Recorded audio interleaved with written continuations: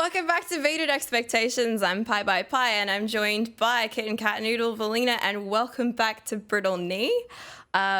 First things first, we missed you a lot last episode.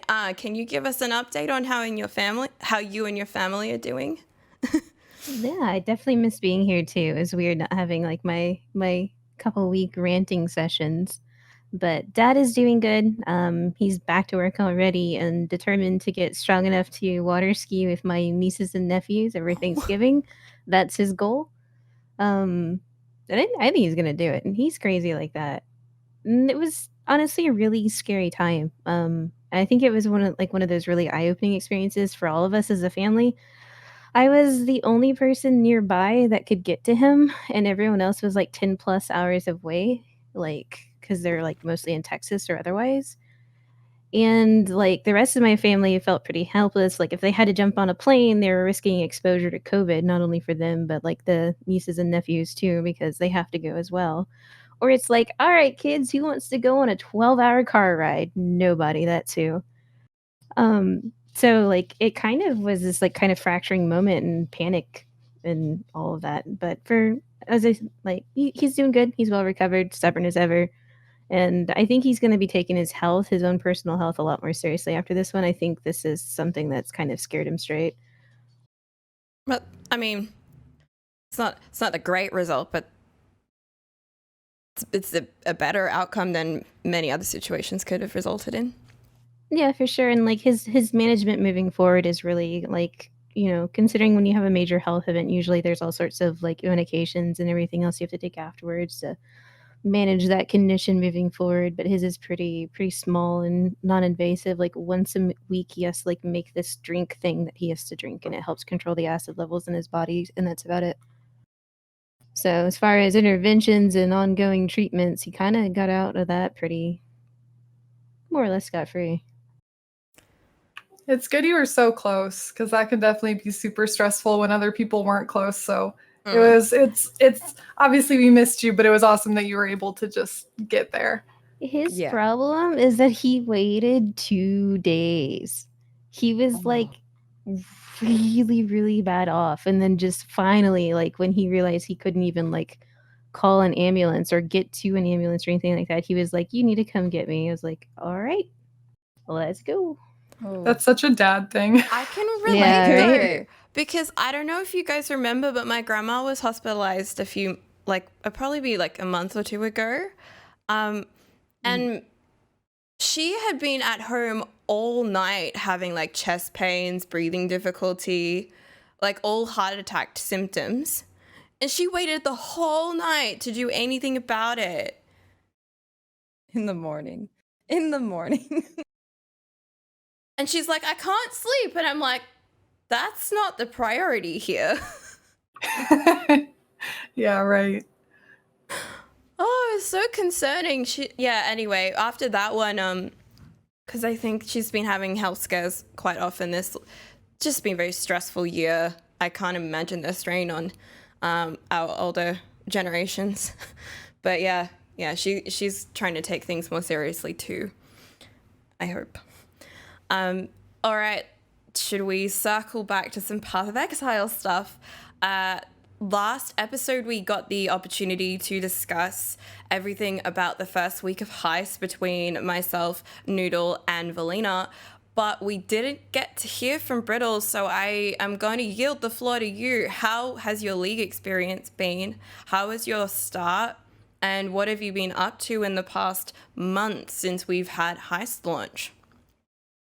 Oh man. I League started as a toxic rain miner. It's always been very good at what it does best, which is basically be a can opener.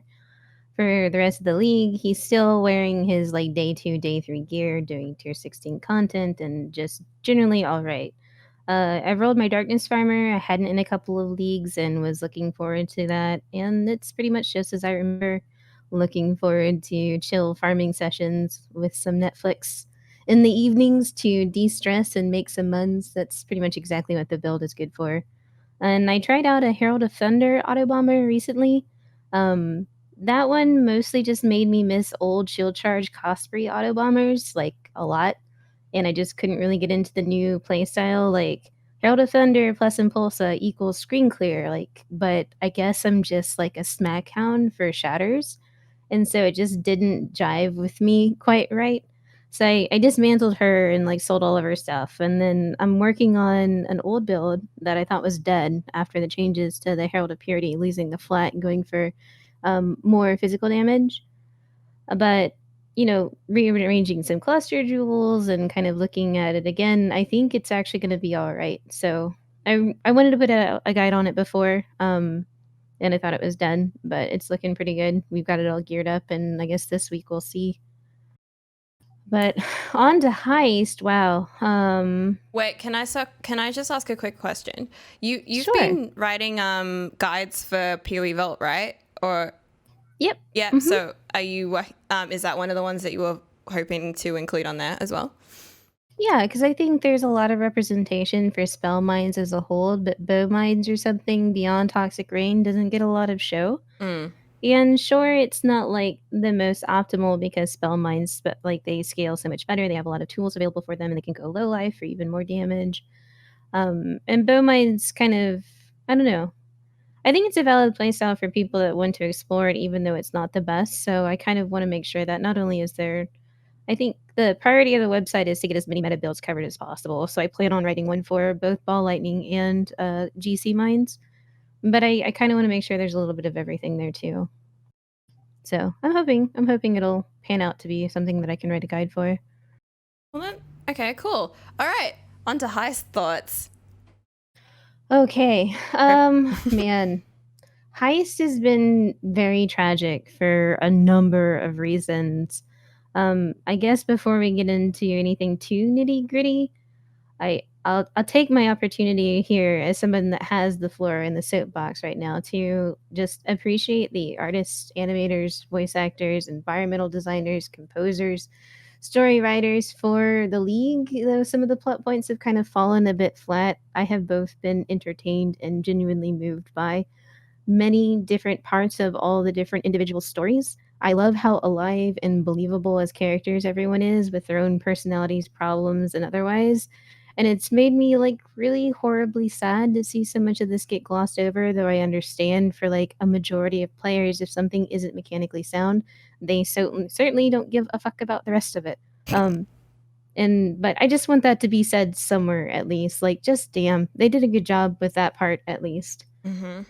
But flipping over to the rest of it, where do you even begin? I mean, I was fortunate enough to be one of the people that didn't crash very much, and in order to kind of save myself from being frustrated in case like it was just like a, one-off occurrence or if it was something that I was going to continually experience, I just started working on my atlas and kind of avoiding Heist initially. Just because I didn't feel like it was going to be worth it to get mad considering I still had all this other shit to do that you have to do every single league, delve, atlas, etc. Unveils. Yeah, let's not talk about those. But man, Let's it's just not just talk like, about the base game right now. right. It just, and when it seemed, like the Grand Heist stuff and the portals and all of that had stabilized as far as like the instance being your own instance now, no longer shared, and Grand Heist seemed to stabilize. Like, all right, I was like, all right, let's get back into this and see what it's really about. And from the adjustments to the other levels, from the different mob behaviors, all of it has honestly kind of seemed on par for the chorus for adjusting of a league. Like we've seen this before where they've had like, oh damn, that hits too hard. We need to do something about that. Like these sort of like micro adjustments to the league are kind of par for the course. But when you have to both technically tune a league at the same time that you're trying to mechanically tune it, you're basically like a majority of your player base is pissed off versus like pockets of them depending on what content people are doing. So it's been like a really, I don't know, a really nasty time for everybody. And I guess in its current state, I would say it's relatively balanced. There's still danger. You still have to plan around the formations unless you just completely outgear the content. You have to craft things for your rogues and optimize, like to optimize their downsides or to have more rewards or whatever it is. Like there's still some crafting elements to it. And there's still decisions for the most part about skipping what chests to do. Like if you have crap like armor chests, maybe you try and pick up more little chests along the way, that sort of thing. And all of that together, I generally like that.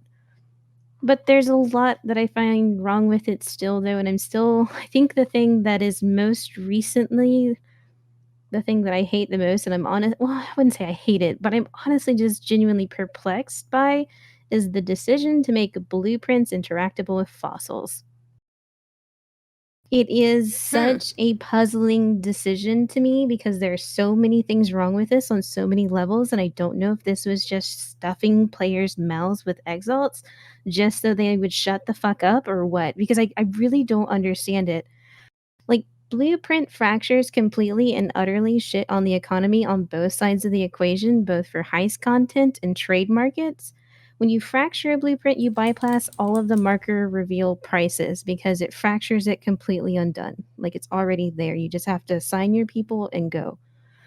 And making decisions about what rogues you want to do is like, it's, like you would have to skill up certain rogues and make sure everybody had good gear, but now it's just like Vendari, Karst, and somebody else that also reduces, your threat, and you don't worry about anyone else anymore. You gear 3 people, not 12.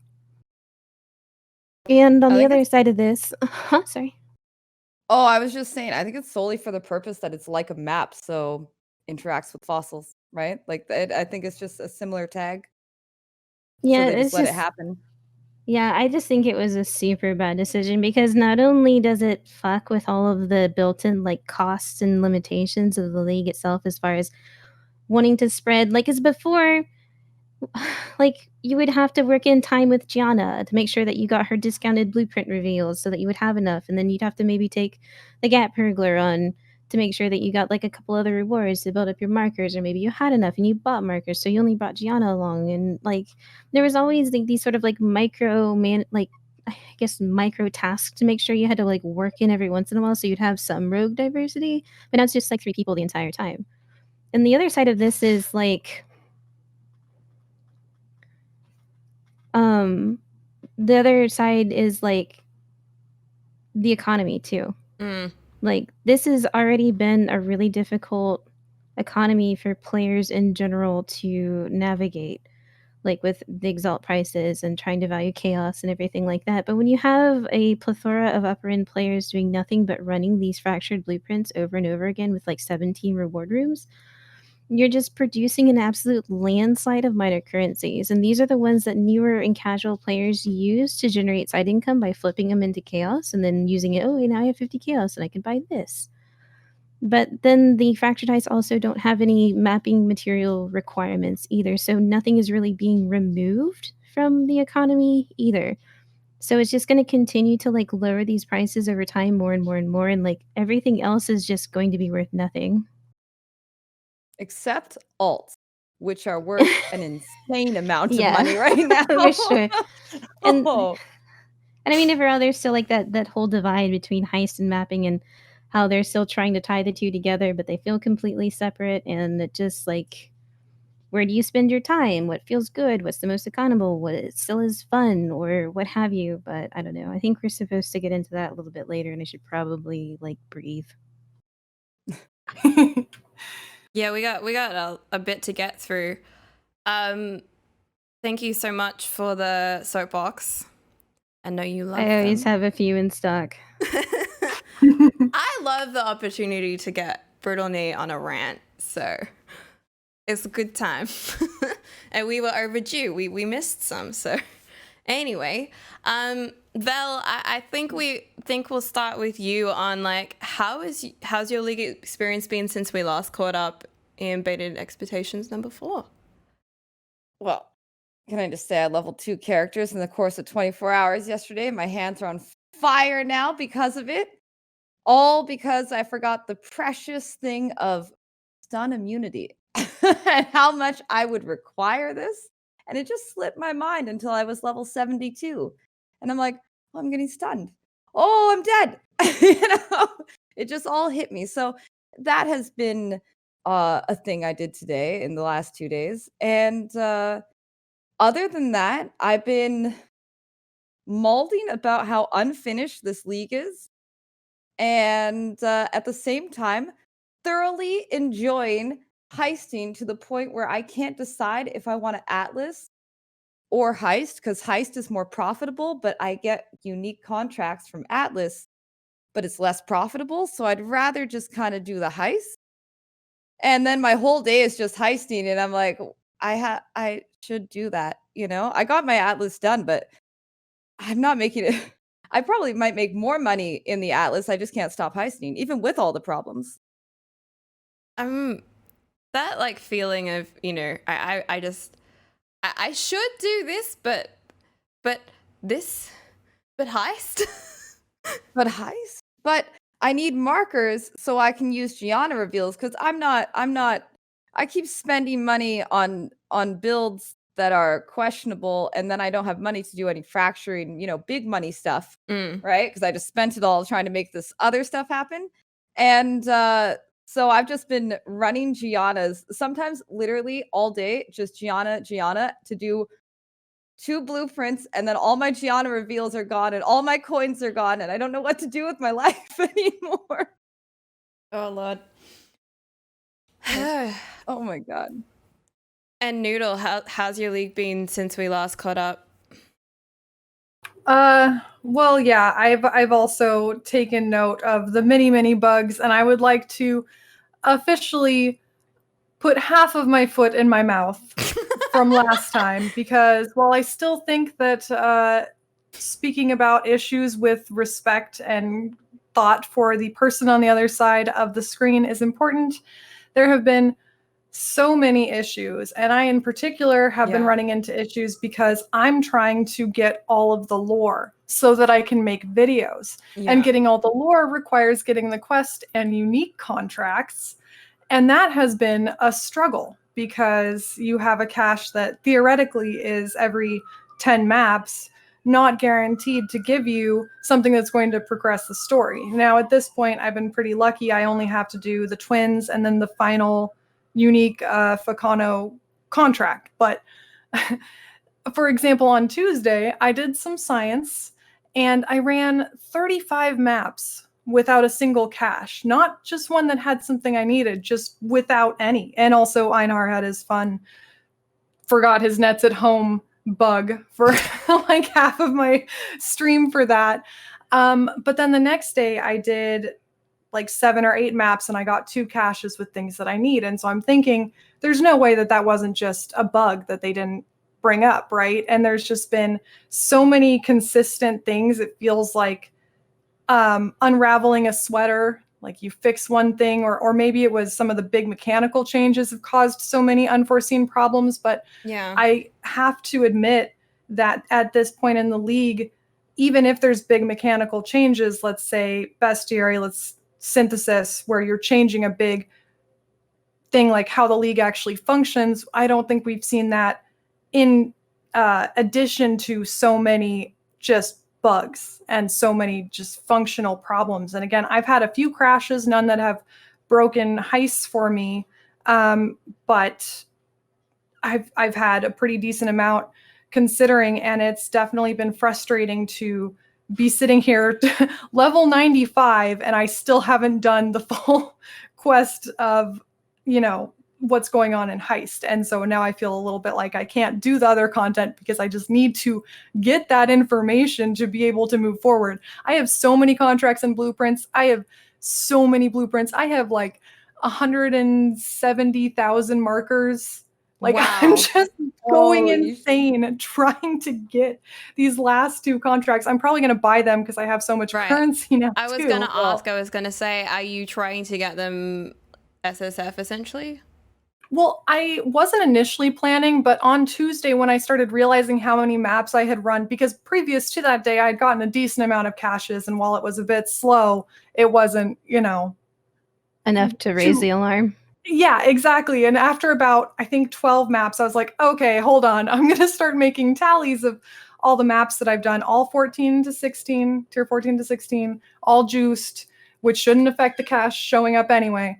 But because you can get just a regular contract. But yeah, I was like, okay, I better start keeping track of this because this can't be right. And then the next day it seemed fixed. So I am going to buy them, but I had to put on my science coat hat, Koden hat, my Lab science coat. suit. Protective glasses. Science suit. The protective glasses. Yeah, it's been frustrating because, as Brittle said, in terms of the flavor and story, the characters, the voice acting, oh my god, there's so many nuggets of lore. I don't even know where I'm gonna start. I have to do like a ring video and like an Easter egg of every other thing that they talk about because there's so much cool stuff. And Tibbs and Opal, my heart. Hana, don't know how I feel about that one. I'm sure Wait. we'll talk about that later. Yeah, we'll get But- back into some juicy. Actually, no, I actually have. Yeah, this segues into your lore, so. I did hear there was some post on Reddit where this guy ran 666 maps and TLDR, 4 unique contracts, 0 twins. Out of Yeah. 666 maps. I'm mostly seeing So- Reddit posts that say I'm level 95 and I've had 0 unique contracts. Oh yeah. That's No, what you I've can seen a definitely lot of. tell like what part of the league they worked on first, and then what part of it was the most affected by them having to go back into lockdown again and not being able to like work together as much. I feel like even without lockdown, this league was a week and a half, 2 weeks away at best without lockdown from their initial date. Because it has so Right. many They pushed it. new features, right? They have so many new features in it. They're trying so many different things that all of it together has just crangled the entire thing. Yeah, And, like, and it's with just- the technical patch that was 1 week beforehand, I feel like when that popped, it was fine in like 3.11, but then as soon as 3.12 was stacked on top of it, there wasn't even enough time to really check it on a big the scale. patch just yesterday or 2 days ago now gives me in-city lag. Like, why? Like, why? This wasn't a problem before. I've never experienced this. Why? Yeah, every time I loaded in today trying to level up, every time I had to go back to town, I'm like, here's the lag. It felt like I don't know how many of you guys experienced the sewers in Act 3. Every time you found that waypoint used to lag you. Every time I went back to town, it was like like the same kind of jittery nonsense. I'm so glad there are no enemies in town because I would have died. Like, it was really bad. It was zero It's the drop. Like, worst game of whack-a-mole. And honestly, how many patches Yeah. have we had this league so far? We're on So many. We've had more patch. I don't know that we've ever had a league where we've been on 4, like version 4 of the game a month in. I don't think we've ever had a league where they have not put in the final boss until a month in. Oh, the that's league. entirely think like that's that's a ever whole happened. other Yeah. topic that I'm very keen to get into with you guys. But like, Yeah. that's unprecedented for sure. But just the sheer volume of versions of this game.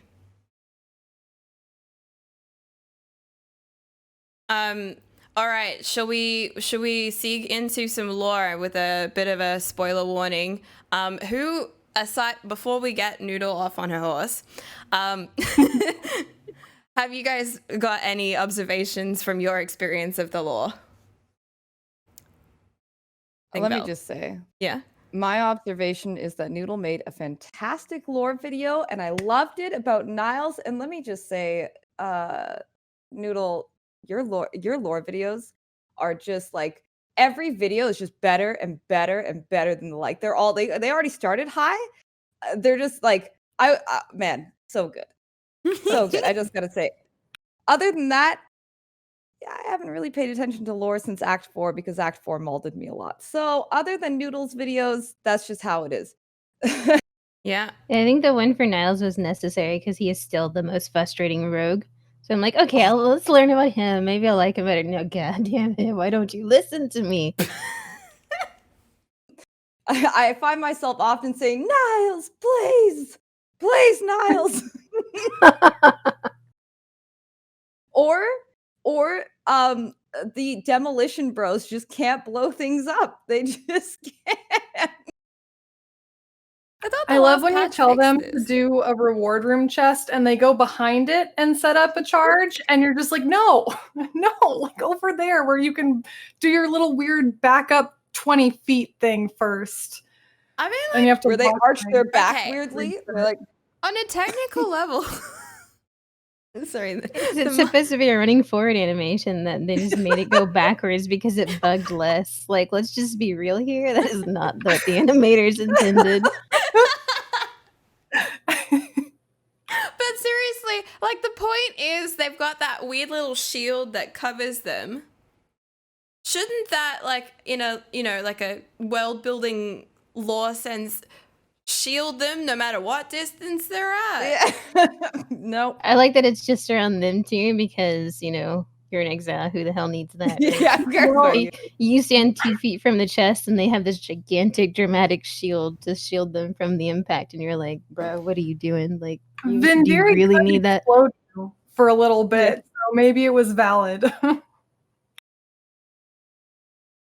Oh my god. They just don't actually care that much about you or your job until recently, where they said they're less aggressive, which to a point they are, but didn't that ruin minion AI for a little bit by making minions less aggressive? Oh, really? I didn't know. Yeah, minions even with like feeding frenzy, they became less aggressive because the rogue AI is based on minion AI. So that didn't work. Yeah, the Oh. skitter bots were broken for like 3 weeks, man. Oh yeah, well they were initially broken. I was using them for a little bit with leveling, and I was like, why are they just dancing around at my feet? Like Yeah. just crazy I little had rabbits. them in my just going, build too. And if you like slightly put one toe on a step, they're like, where did he go? Oh god, we lost him. And then they just start frantically looking for you. Like they've lost tracking. It's like when a Roomba gets too close to a stair, it's like I can't, I don't know how to think anymore. Oh my lord. Okay, so let's spoiler warning. How deep do we want to go into the lore thing? Do you have some tidbits to start us off? Well, so that it's not really spoilers for The Ring or Heist, I'll keep it to interesting things that are kind of more related to side characters. I would like to formally announce that Faustus is a bigot. I do not like him. His I'm not whole surprised. reason- I called this last His episode. whole reason for killing Darna is that Darna allowed non-noblemen to work on ships. That's it. That's absolutely ridiculous. I mean, Only the non-noblemen elite working on should ship. be in the Navy. And so he goes and kills him, and then something else happens. I won't spoil that because that's more heist related. But I think the big one that I'm going to be focusing on mostly in the Easter eggs is the relationship between the Mariketh and the Asmiri. And then the Mariketh in themselves, it elaborates a bit on, you know, a group of nomads in the desert called the Feridun, who Nanette was part of, and you know, Tasuni could have easily become one of them. But one of the really interesting things they talk about is how there was Mariketh Sekimas, who are twin sisters named Solarai and Lundara, who are just blatantly Solaris and Lunaris. And it's like, wow, what is the relationship between the Mariketh and the Asmiri? And so that's a big thing that I'm going to be trying to expand on. I think one viewer mentioned that it sort of seems like a Greek and Roman situation, except for that they're literal gods who were actually there really leading people physically.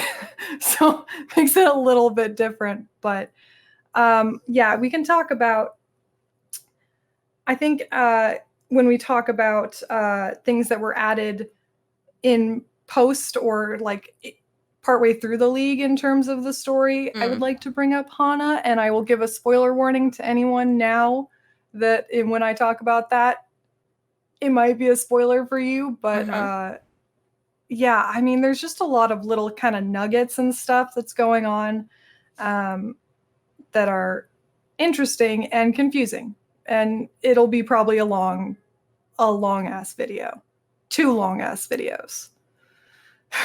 That's good. Lots of content. Okay, what's it been like trying to actually uncover all of this lore? Bad. Because it's so RNG gated? Yeah, so when you're leveling, you get so many green contracts. It's pretty easy to get the new rogues. You know, you just hire the last person that was brought onto the team, and you're able to get some stories. I'm kind of surprised that GGG continued their tradition of like removing dialogue options from people if you're moving on to the next part of a quest. So almost every Yes. rogue has 2 quests, and they've created this awesome new dialogue. You look at Kurai's dialogue, it's like 15 things you can go back and read. But for some reason, if you do the quest for finding Opal for Tibbs, for example, and you complete that quest, you get the Opal's Jewels quest, which is the second one. Now the Finding Opal dialogue is gone. So luckily I recorded everything. And all of those, the 2 quests per rogue, really easy to get. Then you get into maps, and they were like, well, you know, I guess fuck you, because now everything is RNG, and your likelihood of getting a cache is not really that reliable, as we've seen. And the probability that it's going to be unique or green isn't that good either, especially with unique. I've gotten 1 and had to buy 2. And it just really sucks that there's no way to deterministically continue the storyline, and especially that you have to run maps to continue Heist. I don't get why they decided to do that.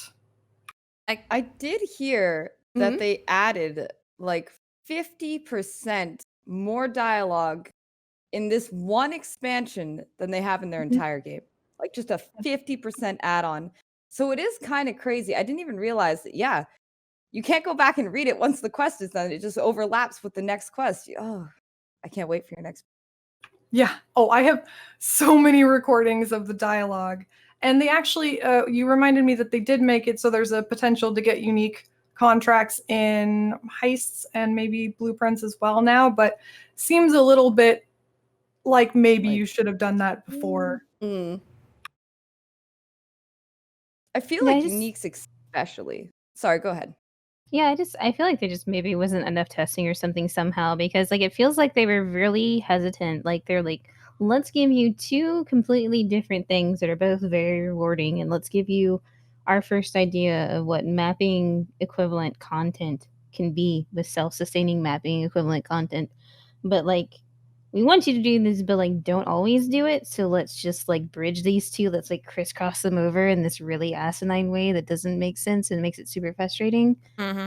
And it's like, I feel like there definitely could have been a different implementation there somehow. Like weaving into like maybe the sort of like the Atlas bonus or Awaken bonus or something like that, how you drop Or like leveling a Cortex rogues. map. Like, yeah, like I just, It's like a there's half definitely some commit missteps though. there. Every time, Yeah. every league is now a new mini game, but they half commit to it being a mini game. It's like definitely do this, but like don't always do it. Don't do it. And We That's don't like want what you to do it at the then. expense of the base game. Man, if we Yeah. wanted to play just the base game, we'd be in standard. And there are people playing in standard. It seems like a weird philosophy they have, that it's bad if we want to only do the new content, as if we'll never return to the base game. Like, we're going to live in Delve forever. We're not going to do anything but Heist. And I can kind of see why there might be some, you know, desire to push people out of that, but not real. I don't really get why that's a concern for them if they're not doing new things in the base game. Like, we know what that is. We still like that, but we really like this new thing. Why won't you let us have it? Why won't they just drop all the rogue markers off the boss at the end? So I stopped picking up little bits, itty bitty rogue markers all over the place. I hate it. Little tastes of rogue markers. You know, Well, I RSI is part of the experience. Yeah, you know, if you're it going to be is. a true gamer. So yeah, no, it definitely. It's like I just feel that could be nicer than it is, or guarantee a smuggler stash in every map, and then just have it be coins sometimes. like Oshabi and her seats. Just have it be sometimes coins. You know, who cares? Oh my gosh. That would satisfy me a lot more. To that point, Agreed. like the past, I want to say, I don't know how far back I gotta go, so I'm just gonna list them. Harvest was every map. Delirium was every map. Metamorphs were every map. Yeah. Blight was no, not. Yep. Was it? Nope. It was. Every but we map? didn't get like a blight reward every map. What's Like we could be trash, you know. what am I missing here? And it was. Okay, what was before Blight? Legion was every map. Yeah. Synthesis was not, you know, I never considered, I was so excited about heist things dropping in base game that I never considered, you know, base game in heist. You know what I mean? I like kind of forgot about that side of it because I was so excited about the rest of it. And It's sort I of do like, spend my day because in you could Heist. get, I think you get markers every map. You definitely get markers at least everywhere. every map, everywhere you go. Everywhere. And maybe they thought that was enough for the every map version of it, but it doesn't mean shit if you don't have heists to run. Or if you don't Yeah. have blueprints, or if you don't have two Or arbitrary if none other of those types of heists are heists. Gianna. You don't want to run non-Giannas. It just feels bad. It's so expensive to reveal Yeah. with Facano, right? Mhm. That's right. I think the WH is said like an F, correct? I think I'm right. Hmm. Yes, the WH is Yep. an F sound. Yeah. I don't play with sound on, so somebody corrected me once and I've been trying to remember that ever since. Yeah, so I mean, I wrote a little spiel here to sort of frame this discussion, but we kind of ended up in it naturally. I'm gonna read it anyway, if that's all right. I said, progression in Heist is heavily gated by RNG. Everything in this league drops in maps, with blueprints dropping more often in maps than from Heist content, and smugglers' caches only occurring with theoretically a 10% chance. As boss encounters are dependent on unique heists only, which kind of reminds me of how they've implemented the synthesis bosses. And the unique heists are only accessible from the smuggler's caches, and players are seldom experiencing boss encounters, if at all.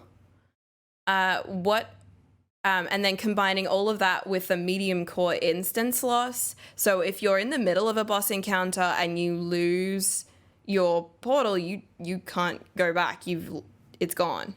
So the general experience of the end game of this league. I mean, what do we think of this? I know I kind of framed it a little bit biasly, but I don't know. I'm gonna say it doesn't sit well with me and yield the floor to. Has anyone actually had the opportunity to do boss encounters? Okay, BK, are you raising your hand too? No, I haven't done them yet. I was 5 days behind with that and then just sort of catching up now. Okay. I think I'm missing some green ones to be able to start getting the unique ones or something. So I gotta hit the maps probably next week. Oh, so you have to finish all of the green ones to get to the unique ones? I'm not entirely sure if it's a prerequisite or not. I'm in tier 16 content, but again, the stuff is so low and I'm not really dropping them. Yeah. So It's I hard think to I know, found isn't it? 2 caches today total out of the mapping I did. That's kind of exciting too. I know, like basically like, delirium orbs last thing when like I had 3 of them and I was pretty much rolling in it. Yeah, I had 2 caches today. Ooh, my 3 orbs. I know. Actually, delirium is a whole other orb situation problem this league too. But We can get into yeah. that. Do you want to do that next? I've done one boss. It was Isla, and it was like nothing. I don't know if it was a low-level boss and I'm gonna be honest with you. I'm pretty sure it was just a reskinned synth boss. It is. Like, Really? Absolutely. Yeah. It's one of the golem synth ones, but with like blood lasers now. yeah, unbreakable. Like yeah, with blood lasers, and I literally killed it within 7-8 seconds of getting there. I thought I was scared. Like I watched Mathel get one shot. So I was like, oh Oh no. And then I just killed it instantly and I was like, this was very unsatisfying. Maybe they forgot to put the boss boosting code in there with all the extra life and Res. They just forgot to He was copy just- and paste that bit of code over to the next one when they were skinning it. I felt kind Well, of bad for him. That was apparently the boss that was killing everyone's animated guardians too quickly. But, not relevant to me or my experience. I killed that one pretty quickly as well. And then I did the Faustus Death to Darnau quest and then Adia's Heart of Glory. I thought of those fights, Nashta, the sister of Adia, was the most interesting. A lot of the moves did kind of remind me of the Elder Guardians, like a little bit of Eradicator and a little bit of honestly, all of them to an extent. I was going to say Enslaver, but I also think there is a move from Constrictor, and that one was challenging. I mean, I didn't die on any of them, so wasn't like too hard, but that was definitely the best fight. And personally, I really enjoy boss fights. I love trying to get boss fights, and it feels a little bit like Delve League when I couldn't find all no matter what I did. I don't really like that because personally, regardless of the loot, I like to do bosses, so I wish I could do them more just because I think the fights are a lot of fun. Yeah. I don't think any of the fights are bad. It's not like the Oshabi fight, which I didn't really think was very well thought out, but they're not super challenging. And obviously they're, in my opinion, too challenging to get. Are you telling me that running circles is not a mechanic? No, It's not a that's the defensive ultimate. layer? What? I would never. Don't you put words in my mouth. Running circles is the way to win the game. Honestly, especially in the Nashta fight, just saying so many circles. Oh yeah. Really? Well, All yeah, right. because she does kind of an eradicator, like his beam where there's lots of different like storm thingies going, and then she does a little thing where she flies in the air and does like a large spear across. So you have to kind of figure out where she's gonna throw things. There's a lot of circles. That sounds very deadly though in comparison to the very breakable. Yeah, no, it was way more deadly, and it was actually a pretty interesting fight. That one was definitely the best in my opinion, and it was a good fight. I actually really liked the fight, but I had to buy that contract. I think these are some of the hardest things to try and get right, though, because if you think about it, any other time we've had a boss with one portal, it's been in Delve. And in Delve, you can get back to it whenever you want to, as long as you have the sulfite and you have a very easy way to farm it. So, like, those were allowed to be hard and scaled by map, whatever. Like, I don't know if you would make them harder and then make a unique, like, blueprint, something that you have to reveal each time you want to take an attempt on them or something like that, and pay like a marker price to get back into it so you could access it more often. But it's like, how do you balance that? Like, I know for like hardcore people, they only always get one portal unless they like log out and come back to it or something like that, because if you die, you're just dead anyways. But it's just a weird thing to try and balance because there's not multiple attempts, but there's no easy way to get back to it. But it's a boss fight, so you want it to be compelling and mechanically sound. But how do you balance all of that around the different types of, builds that are going to be out there too? Like some, have really bad sustain over time, and once their flasks are out, they're basically dead anyways. And then you've got other energy shield builds that can literally go on for hours probably and never ever feel, like any sort of like fatigue or anything like that. So it's just, I don't know. I feel like maybe the access point to the boss should have changed. Or just be, one aura stacker and try to balance around that, because that's ridiculous. But yeah, I just wish there was more of them too, because I felt that way about Oshabi too. Like, I loved the tier 4 seed fights. Like, they were a lot of fun, and I liked that I could just, when I felt like fighting them, I could just do them, whatever. But like the Oshabi with the 100 maps thing, and now this, it doesn't feel good. Like, you have to balance. Like, I know a majority of people probably I wouldn't even know how it breaks down because I can't even make that generalization. But there's definitely groups of players that enjoy both content. Some people just want to map, watch the Exalt scale up, and they don't even care about bosses. And there's other people that like the really compelling boss fights and enjoy taking builds up against them and what have you. And I don't know. It's been shifting like less, maybe not less importance, but less frequent boss fights have seemed to sort of be the way it's going from Delve to the new in-game to Shelby to this now. Yeah. I want to say personally, like, I like to see a league in its whole form and the progression from your first experience of it to the last possible thing that you could do with that.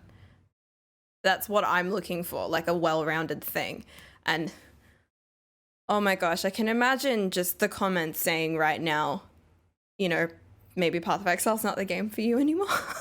Because it hasn't Oh my felt god, like forget that. those haters. It's such a hot take and it's so negative, and I don't want to Haters say gonna that hate. about this game, and I know what we're intending to do, but I failed to experience it or even see it secondhand from other people. You know, getting to the end game bossing and stuff is it's the ones that are done really well are still really rewarding, really hard, really fun. Oshabi, she was not rewarding. She wasn't very fun. Took a really long time to level up or to get to fight her again. Kind of sucked, right? Kind of sucked. But the ones like Adziri's mainly strong because she has that inherent like reflect and penetrate, and that just sucks. But overall, like she stood the test of time. Bossing is kind of always like you want to do you want to fight a big beefy boy. You want to test your mettle against them and come out the other end. It's that And gladiator match type thing. yeah, exactly. But with such a low probability to ever see these, let's be real here. A lot of people don't often do consistent T16 maps. Yeah. Right? They farm lower maps, make more currency that way faster. So just the idea of having to do T16s to possibly get the twins, I think even Cortex had a lesser requirement to get him to show up potentially. I think it was like T14 or something, which is still high. Yeah, there's a lot more Cortex maps than Twins maps. Yeah. Yeah, exactly, right? It's like old fucking content. Yeah, exactly. So it's There's been more Uber elders than Twins. Yes, and he's supposed to be, you know, big dick, you know? Yeah. Takes two He's also whole a sets great of fragments to get his shit together. And no, there's Exactly. been more of him. Yet this one is like, and I think this is the way they want the drop rate to be. So it Yeah, that's a seems good point. incredibly punishing to the people who play 8 hours a day, the people who play 3 hours a day, the people who can only play on the weekend, you know, like it's just, and I think the twins right now cost over 600 chaos or something to do that contract. If you fail that one time, you're out multiple exalts. You gotta go lay on the floor and think about your life is what you gotta do. Exactly. It's got challenges around it, and I don't even know what these bosses do, and I'm gonna have to pay 600 chaos to get the chance to die. I will be doing that very soon. You'll If you see me on the floor, you know what happened. What We just we'll see is just like a tweet of stream. you lying there, and like maybe Sunday is like sniffing at you. Yeah. Get a box of wine ready just in case. Yeah. Always on deck. Off screen, but trust. Cost 600 C only to die to lag. God. I feel like that'd be could worse. happen. If I die, I'm Yeah. just gonna keep the take. I'm gonna be like, F it, this is going in the video. Could you just make Yeah. something stupid, like something 10 mil DPS and go in, but then you one shot it, then you don't get to see it? Does it have phases? Is that why we have phases now, to like gate the 10 million They've DPS? literally They're like, look at it. We Look want you at to it. see it. I have pretty a much. tinfoil hat theory that they make us pick up individual splinters to slow us down, to make us slower overall they because we're definitely just do. too speedy. That's definitely it. Yeah. You're gonna pick up 5 Chayulas, but they're spread out. Okay. They're all over the place. Yeah, it's like And some when you're a kid and you spread your peas all over the plate. It's just like there's a splinter. There's a There you splinter. go. My life hack to Yeah. the pea situation was like mixing them in with the mashed potato. That's where it's at. It added another layer and different texture. It was great. Okay. You absolutely mix. That's going to be a polarizing one. Yeah, that's Mashed gonna be the potatoes hot take and from peas? this. Yeah, your mashed potato and pea tactics are that's a hot take there. That sounds fantastic. You know, you guys taking crazy pills if you don't like peas and mashed potatoes. Imagine not liking peas and mashed potatoes. Some people just Heathens. don't get the sweetness of a pea. All right. Okay. So, am I correct in understanding that is there another boss to come, or we got all of them in the game now? I think we have all of them now. I right? think they just added the final one, which is the last part of Fakano's story, which is now in the slave dude. What? Yeah, the slave dude. Oh, the one who with Happy Happy took Happy Happy. Yeah. Okay.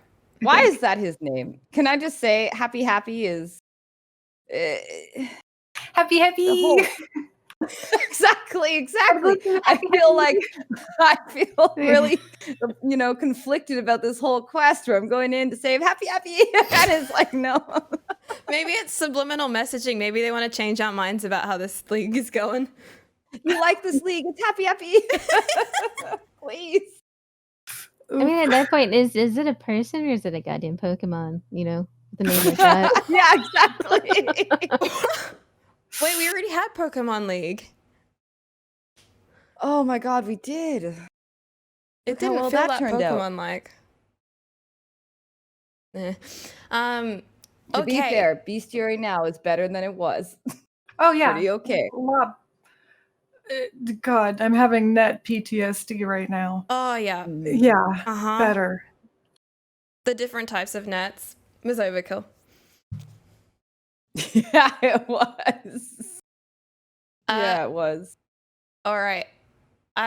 Let's move on to probably one of the more hotter topics, and we kind of touched on a little bit, but like the nature of the trickled out league, the first of its kind.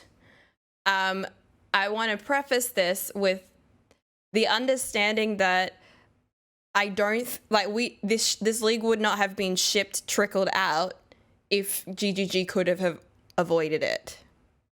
Right? Like if lockdown hadn't happened again, if the COVID situation wasn't what it is, we would have seen all of Heist implemented simultaneously. However, Are we sure? No, I don't think so. I don't think so either. I don't. I don't think you think they after they have a Ashabi, similar it seems like I think after Ashabi and having like the last like the little laptop boss race too, Ashabi and all of the bugs and stuff from that, I don't know. It feels like that was initially. It was either one of two things. It was something that was planned on to begin with, and they just unfortunately had all this other shit go wrong. Or they saw the writing on the wall, knowing how shitty it was going to be, and then they're like, all right, well, we don't need to make this worse, do we?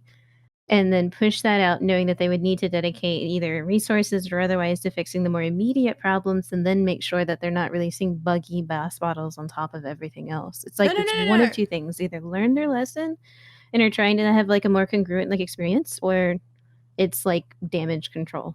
But what I meant is in a perfect world where they didn't have to worry about resource management and working from home and all that stuff, and if like everything was perfect, the whole league would have been shipped as one, right? I have a think so. tinfoil hat theory of why that's not true. Oh, And please. here's I'm hoping it's the same as mine. Go ahead. tinfoil hat. So they You actually introduced. have a tinfoil hat, don't you? Oh, I threw it out. Oh. Just keep tinfoil. Pretty sure she Stupid. can make another one. I could go make another one. No. I mean, I might need to at this point, but imaginary tinfoil hat. So they give the challenge rewards, right? And Hana is 24 challenges. Now, this is a cat pet that is adorable and also an NPC that we've seen. And I think that honestly motivated a lot of people to do challenges. I think they've been having a hard time pushing people to do challenges. And I personally think that they didn't release the quests with Hana until 3 weeks in because they don't want you to know that, spoilers, this cat is going to be murdered in front of you graphically. And then you're carrying around this thing you won that is literally the ghost of a cat that you've become attached to. Okay, there's no way if people knew on day 2 that this cat is dead that you're going to be like, oh, I really want the cat. I'm going to try to do challenges. So I personally think that they intentionally didn't have at least that storyline. We did give you a spoiler warning. Sorry for anyone who didn't experience that traumatizing moment. I literally had to take my cam off stream because I was so upset. I couldn't actually do it on stream. That cat looks a lot like my other cat, and I couldn't do it. I couldn't do it. I couldn't take it. She does look like your cat. It was so graphic, dude. Let me just tell you guys what they did. Okay, I'm sorry. I have to say this. You guys need to know. Big spoiler warnings now. Big spoiler, just for this like 2 minutes. They scratched up the chair and then they put blood down all over. Like, oh my god, it was so bad. It was so like the entrails were like out. Oh god. It was graphic. They set the scene. Oh yeah, it was really terrible. It was actually truly terrible. I have a very similar theory. It has nothing to do with the cat dying. It's more like they just wanted to keep us in the league for 3 weeks. Yeah. That was my theory. That's really it. That was where I wanted to go with this discussion. I was thinking, poor implementation, but is there a way to do it well? Is there a way to do it so that it does impact retention without pissing people off? I guess this is the big we'll see then. I guess the proof is what happens next league. Because right now I think it's plausible it could have been either situation. Like this is like what they do now. Or it's a response. I feel like they had to delay harvest for at least 2 more weeks in order to be even remotely ready with this league, even in good conditions, a week and a half. Which means it was an incredibly ambitious league, and we should have got a great filler league like Legion 3.0 or whatever. Yeah.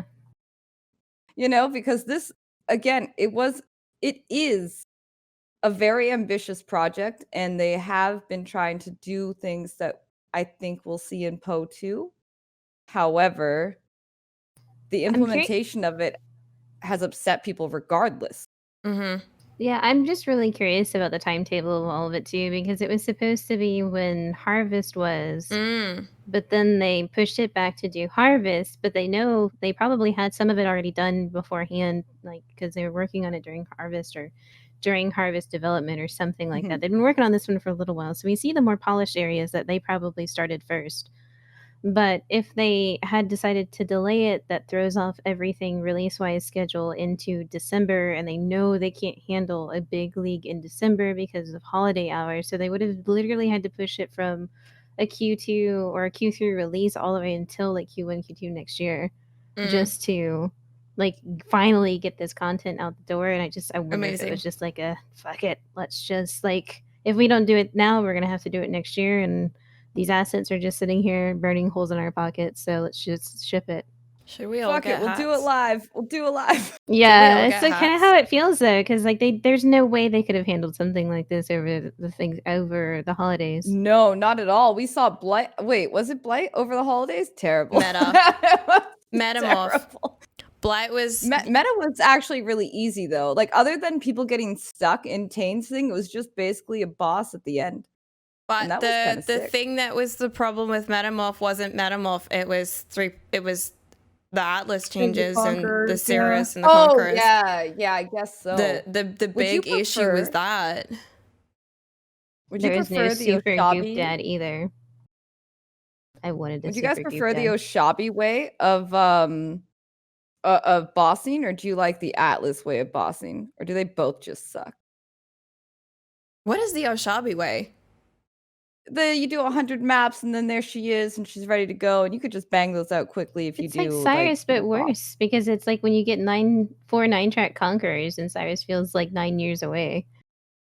But then it's like, oh, it's just in front of you this time. It's 100, and guess what? It just went up by 1. Get back to it, champ. Just get out there. Yeah, I mean, both kind of require you to grind, but I do think that like Conquerors is better. It's a little bit more deterministic, and I mean, obviously 100 is deterministic in its own way, but like also, oof, that's a little bit too much. Is it one of those situations where you could make it 99 and it wouldn't feel as bad? No. No. No, it's really bad overall. I think a lot of us are also shaped by the initial accessibility of Shaper, too. Oh, I miss Yeah. it so much. Like, It was so I good. miss doing 4 things and then doing a boss. Like, what the Yes. fuck happened to that? Yes. Can I have that back, please? Seriously. Sometimes you'd have to run like 5 T16s and then technically 8 maps, but those were full maps with mini bosses at the end. Who, if how do I say it? Chimera. If you fight that guy as CI, he kind of sucks. You know, he actually is really hard. He hurts a lot. Same with Phoenix. They're like significant. And you know, the rest of them, I think only the snake bitch is the worst. Honestly. The new guys, like only the snake. Yeah, and in some way Snake's with scary. Uber Elder encounters too, like you had to fight the original Guardians and the Elder Guardians on top of it. So there was even like a huge variety of boss battles too, just in getting to the content. I do Yeah. want to Yeah. say on the new Conquerors, I did fight Al Hasmin, Snake Bitch, last night, and I am still whinging about this, but in the 3.9 trailer, he had ads. He's awful. What? If you run out of flasks and you're fighting him and you don't have some kind of chaos immunity because the Pantheon thing got nerfed, like, you're fucked. You can't portal out. You can't anything. You just... Encounter is done. Well, Pie, He had he's better. Yeah. I can't be bested. But my point is, he had ads in the trailer. He had ads. Where are the ads? Why is it that 3 out of the 4 Conquerors don't have ads? I don't understand. They made them immune just to say, fuck you. Also, I will say the ultimate strategy for that fight is the same as many fights: run in circles. The the snakes, if they're on the outside, don't hit that hard. The 3 on the inside hit real hard. If Yeah, you're they not do. doing damage to him, just run in circles. Yeah. He says that, you know, you're too slow and he's faster, he's better, but like circles, man. Circles. They're a defensive layer. Path of circles. You know, you just run them. Okay, BK, I have defensive layers. I'm just... What's your chaos res, Pie? Let me Yeah. tell you. Solid chaos by the way. It's on a flask. That's where my chaos res is. That's right. Yeah, it's definitely there is a flask. Oh my god. He's really not bad. If you can get it to like Yeah. 20-30%, it's really not that bad. Yeah, it still we're hurts not and there. you need recovery, but Oh, you no. just throw some hybrid chaos crafts on just about anything you can. Pretty much. I mean, still though. You can also put on, if like your other resists aren't that bad, you can put like on a Ming's Heart, because Ming's Heart gives like 60 chaos res or something like Ming's that. Heart is amazing. Ming's Heart, yeah, it's a ring. 10. It's like, that was always my can opener Ming- for doing Chayla on a life-based build if I needed it. Oh. I'm pretty sure For I a don't long have time, that ring. I Yeah, used to you play just slap it the- on. I can't. So good. So All I good. self-found. That's a great Oh, suggestion, no. Brittle. Ming's is a 10 ring for 1C, you know? Yeah, I Basically mean, that. it does a little max. I think it like reduces max life and ES and stuff too. But at the same time, Yeah. like he doesn't do any other types of damage. So as long as it doesn't fuck up No. like Right. any sort of like layering you have around your physical mitigation, like if you have Fizz taken as fire and then you lose your fire resistance by putting on Ming's Heart, like that's a bad fucking idea. Don't do that. But if you have no other way, conversions or otherwise, he only does 2 types of damage. So there you go. It's okay. I picked softcore for a reason.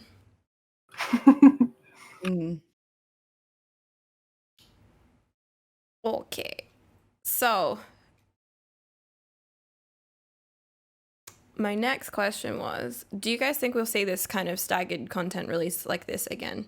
I know time will tell, but thoughts? I hope not. I don't really know what the benefit is, if there is a benefit, besides maybe dragging out people's interest in the league. And I also feel like when they're adding in new content, again, a little bit tinfoil, but I feel like that's been part of the problem with bugs, is like the continuous updates and additions and stuff. Like, I don't know. It seems like you add something in and then something else is getting broken. I don't know. The problem is if you look at it like a business, it makes sense, because the more people and the more engagement you have, then the more potential opportunities across the board you are to then either get money or playtime or whatever from them. Like, you force them to play 3 weeks and then you release another Cyclone MTX, there's going to be people that bite. Especially if it was something like maybe they just go hard for like a week and a half and then they go back to playing what other games they're into, or maybe they're not as usually invested. But from a player side, like, I understand the business model part of it, and I don't like it. I don't think it's something that should be part of action RPG seasons. I think it should be like, here it is, and then let everyone through the different, stages of difficulty as far as like where they are as personal players, work through the content at their leisure. That's like the part of having challenges and all that other kind of stuff, so people can just like, breadcrumb through it at their own leisure. If you want people to stick around, I don't know, bring back fucking racing seasons or something like that. There's other ways to engage people through leagues for longer, but right now they're just completely stripped down.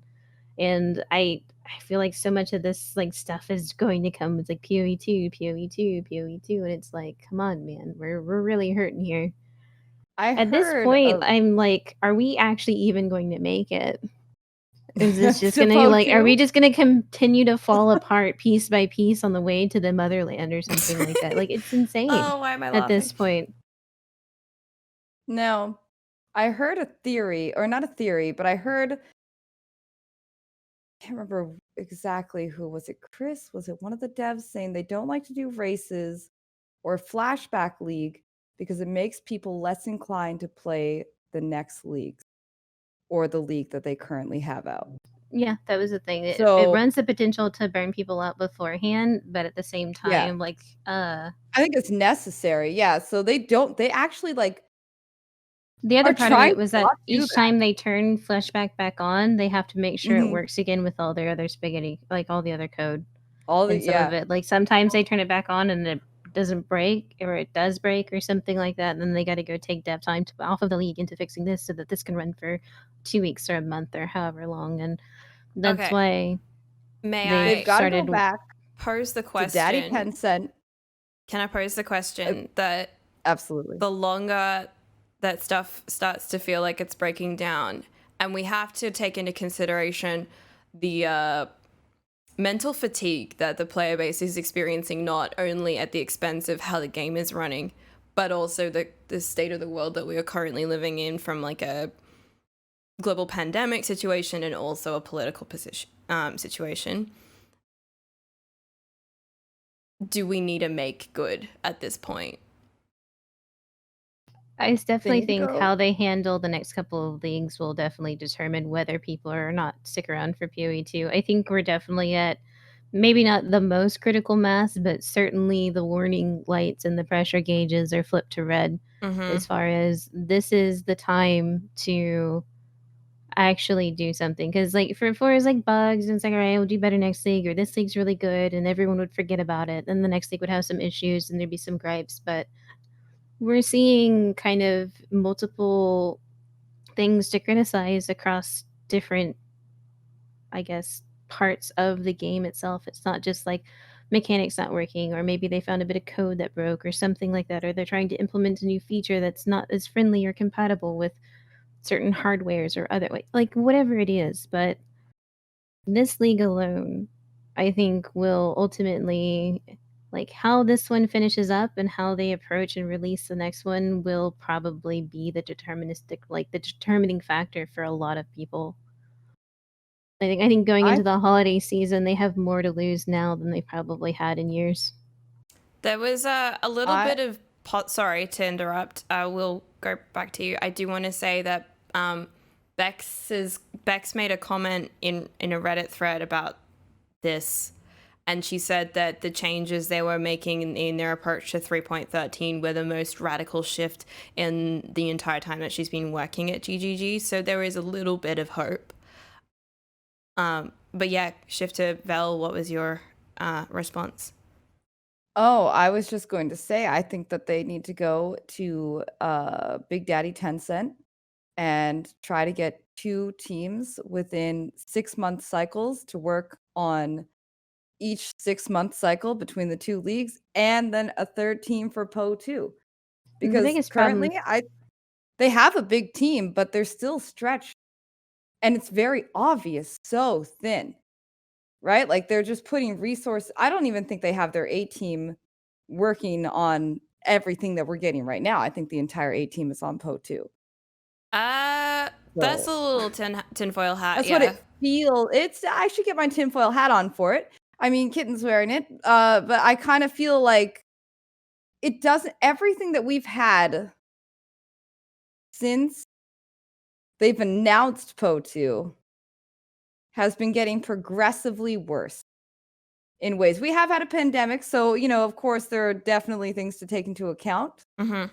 But, I mean, even before Po2, it was getting questionable. But now it's just like, we're at a point where I'm actually in a state of shock that we are a month into the league. There are still bugs to be fixed. I'm now lagging in town. Like, there are still such immense issues on this league, and I'm like, will they even have it finished in time for the next league? And then they want to add harvest back on the next league. Slightly different. Like, I don't even know what that means, and I can just imagine a whole world of like new issues and potential.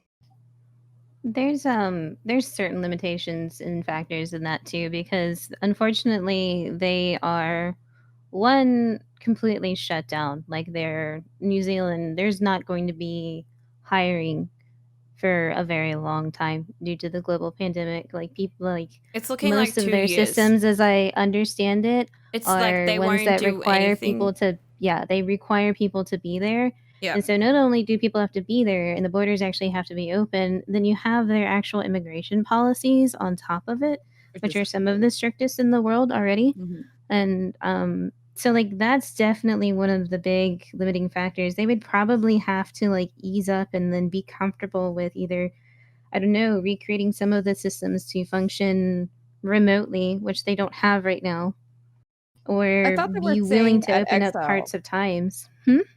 I thought they said at ExileCon that they had remote teams like all over the place. I thought that was one of the things for certain things, but not core development. Like, I think there's QAs that live all over the world. There's some people that handle, I mean, I don't know. I'm not like an insider to the company, but just what I've gleaned from certain conversations, because I do work with like some of them on the racing side of things, not like work for them, but just I talk to some of the employees.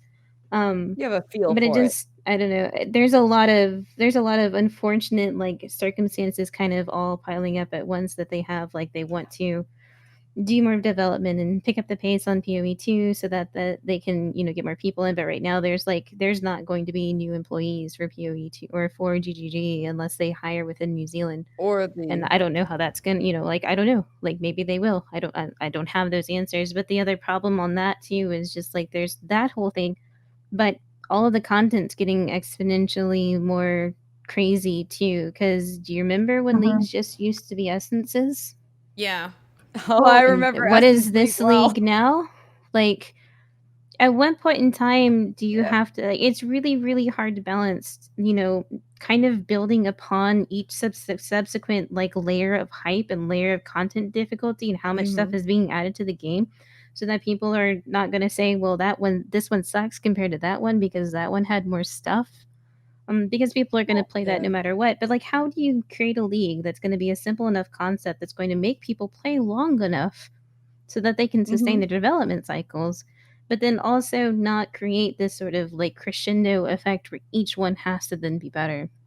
I And think so that they've like boxed themselves in several different fronts, and there's just Yeah. no winning. And I'm just really hoping that there's like a big come clean with like some really hard thoughts about how they structure the leagues, how they develop the leagues, and what kind of content that they're going to produce moving forward. Yeah, it used to be an alternating sort of strategy where it was like big league, little league, big league, little league. And then the expansions to the core game, was that like yearly or every 6 months? Honestly, I couldn't tell you the exact The timetable. core but I packs come remember, out like, every year. yeah. Well, I'm thinking like, did the War for the Atlas come out, and then after that, the next one had its own unique name? you know what I mean? I've been playing for 3 years. So I lived in Shaper was the bad, then Elder was the bad, and then now Cyrus is the bad. So in 3 years we've had 3 bosses, so it's about every year, I'd say. All right. I feel, well, there was a long time where it was just like Adziri for a while, but I mean, at one point we had a league where it was just Rampage, and that was fun. I want to circle back to Noodle's thoughts on the previous two rants. Okay, yeah. So I think personally that GGG has set themselves up to this weird standard of continuously adding more and continuously doing bigger leagues that I think they've lost sight of the fact that we don't expect that. I think that they would truly benefit from going back to alternating leagues and just having something that is simple and works every other league rather than trying to continuously add more when it keeps being broken. And I really think that maybe they think we expect this, that we need to have all of this bells and whistles every time that they're doing a new league. But especially with Heist, I think we've seen the uproar at the beginning. Everyone's like, I just want to kill things and I just want to go fast and I just want to get loot.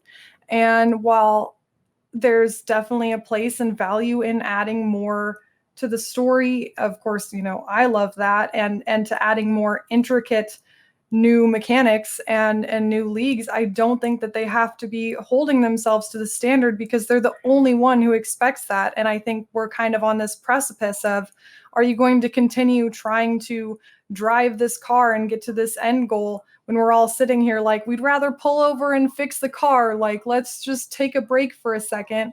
We'll still buy supporter packs. I don't think you have to have this insanely convoluted and intricate league for us to be willing to support you. I think you're more likely to push us away if you keep going forward when we're all just frustrated with the continuous lack of finish and problems, bugs. Just I think it's something they've arbitrarily decided we want, and I don't think we need that. I think it would be better for everyone if they just still did 4 leagues a year, just alternate how complicated they are. I'm gonna call a spade, and I'm gonna say that Yeah. Legion was a filler league, but it was a fun fucking filler league, and I want another one.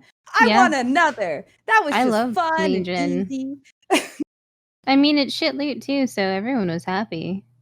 Like the Domain of Tonka's conflict, even if you didn't have the headhunter in the setup, like the carry charges were so cheap. They were. I think we were charging like 20 chaos for a carry, and you got the XP too. It was. You're right. We don't need it excessively. Flash is nice, and we appreciate it. Like, I appreciate when flashy is done really well. And as you guys said, the voice acting, the storylines, the music, things in this league, there's a piece of it that's like super great or whatever. But if they gave us some filler Legion League and then just put in this one like in 3 months or whatever, that would have been great too. I don't think any of us Exactly. would have complained about some Like, simple little, If you you know? if you had packaged that, like the creative, I would just glum it all together and call it the creative aspect of this league, and told me it was going to be the new end game, I would have believed you. That's how much there is of it. Yeah. True. Yeah. No argument on that one. But yeah, like it definitely. Yeah, I keep going back to what Vel said, like 2 weeks, and it still wouldn't. I'm trying to think about like what that business as usual day-to-day development would have looked like, and would we be where we are or further ahead, or on the like the ability to finish Heist. To be fair, I do think that we, for the most part, other than some of the bugs I've experienced today and Einhard breaking on the latest patch and, a couple things like that, I think overall they've got a lot of them worked out, right? Like, I feel, okay, are we a month in? Yes, but do I feel like we're one more patch away from it feeling really nice? Yes, I think we're almost there now. I did my first impressions of Heist video for, like, after the first weekend of League start, and I didn't say it in my video, but I said it in the thumbnail, and I was like, a few more patches and she'll be good, is what I wanted to write my thumbnail as, and I was literally picturing 5 patches, and I can't believe I thought that it would take 5 patches to get to this point, because that's a lot of patches for Path of Exile to work on. I'm honestly surprised, and I don't know if that's a good thing or it just felt like there was so much, even from like a developmental, like mechanical concept level, like the idea of alert and like what different mods affect, because it was all built around a system that was then, obliterated in several different categories. It functions now, almost. But I still, I don't know. I don't think that one patch is going to send it to the point where it's like, this is what we had envisioned and we've delivered. I'm still going to give them an A for effort, just because it's so drastically different that at least they tried something, right? At least it's not just like endless. Don't get me wrong, I love endless ledge, okay? But like, at least it's not like it just endless ledge for like 3 weeks. Or I would love that though. Still do it, please. But also, like, at least it's not endless ledge, right? Descent champion shoes, please. Yeah. I mean, Descent, the good ones. Exactly. Just lay that in there. Yeah, just they're very good. They're very good. But at least they're like, they're not just resting on like, oh, we're the best ARPG out there currently, so we can just, rest on it. Because guys, I've looked at all the other ARPGs. No offense to the other ones, you're trash in comparison. Yeah. Get better. But at the same time, Path has done us wrong. So, but I appreciate their effort in like, we're gonna just do this, and I think it will work. I think people will like it. It turns out we hated it, but it's okay because they gave it a shot. I mean, I still have a lot of fun with it, even though I feel like I'm going a little bit insane just trying to get the content that I need to, do a lore video. I haven't moved on from my first character just because I'm like, well, if I level another character, then I'm definitely not going to get the twins contract for a while. So it's frustrating, but I still find myself in my downtime being like, oh, well, I guess I'll run a few heists, maybe level up some of my rogues, I don't know.